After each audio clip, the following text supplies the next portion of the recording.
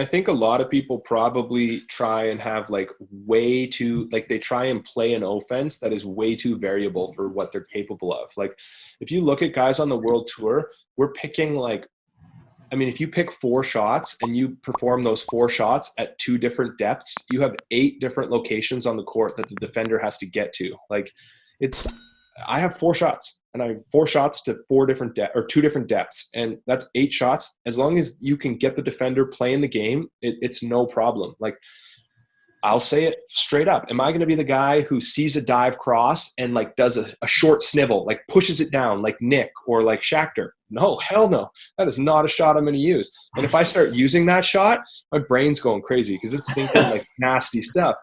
Or you're careering that day. Yeah. And you're winning in Tokyo 21. I'm going to see a dive cross and I'm going to hit it straight down and it's going to go into the stadium, right? Like that's my shot. That's not Nick's shot, right? Nick isn't going to see a dive cross and unload down the line. Taylor's not going to see a dive cross and his first go-to is rip it straight down. He's going to push it down where the defender, there's no chance the defender has at it, right? So that's their style of game. My style of game isn't necessarily the super finesse. I use the super finesse to balance the court. And I think when you look at, amateur players or up-and-comers, they're trying to use so much court and they don't need to. You just need to use certain sections of the court at the right time. It's harder in amateur volleyball because like say you're a super high IQ volleyball player. I see a guy across the net and I'm like, okay, I just buried this at the attack line. Logistically, that guy's going to take a step over, right? So my next shot, if I hit, like I call it a head chopper, straight to the corner, or I shoot line, those statistically, yeah, because like I'm going to get him right in the neck. That's why you got to cheer to protect the neck because, people do that. You hit a head chopper, you shoot line. Now, logically, this guy's going to say like, okay, I got to take a step back to the middle. And now you say, okay, now I might have a slice cut shot. And he's like, I don't know what to do now because I took a step left, I took a step right. And I mean, if you just start bombing away and he can't dig it, which is a lot of the case at our level, if you hit a ball clean at a guy as hard as you can and you have a line block, the chance of them digging it up in a controlled situation is low, as long as you didn't hit them straight in the arms. And once you do that, that guy's dug in a little bit, right? So you've created a timing difference that allows you to open up the court, but it doesn't have to be complicated. I think there's crazy vision guys who see a ton and it's really hard to like statistically play defense against them. Like Casey has really good vision, right? He jumps, he hangs, he waits, and he's like, oh, but I'm just gonna like poop this ball down to the ground and there's nobody there, right?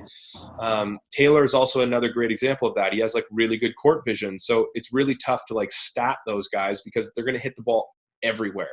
But those are anomalies. There's not, 90% of the players in the world don't have that level of vision where they're like, oh, I jumped. Oh, I'm on my way down. Oh, it's open over there. I'm going to poke it over there. Right. Like that's Todd Rogers. He was crazy with that type of stuff. So you got to understand what you're good at and just be really, really good at that, because to invest, if you invest 90% of the time in the stuff that like you're weak at, you might improve a small amount there. But if you invest 90% of that time in what you're really good at, you're going to get even better at that, right? And you're going to be unstoppable. So, I know short shots are not one of my strengths. Do I work on them? Yeah, a little bit. But do I work on opening up the court in other ways for myself? A whole lot more. I think everyone has, like for me, a lot of the time, so like if I'm getting into side out rhythm problems, the first question I ask myself is like, are you controlling your strengths? Like, are you going with your strengths, or are you scared to use them right now because you got stopped? So, like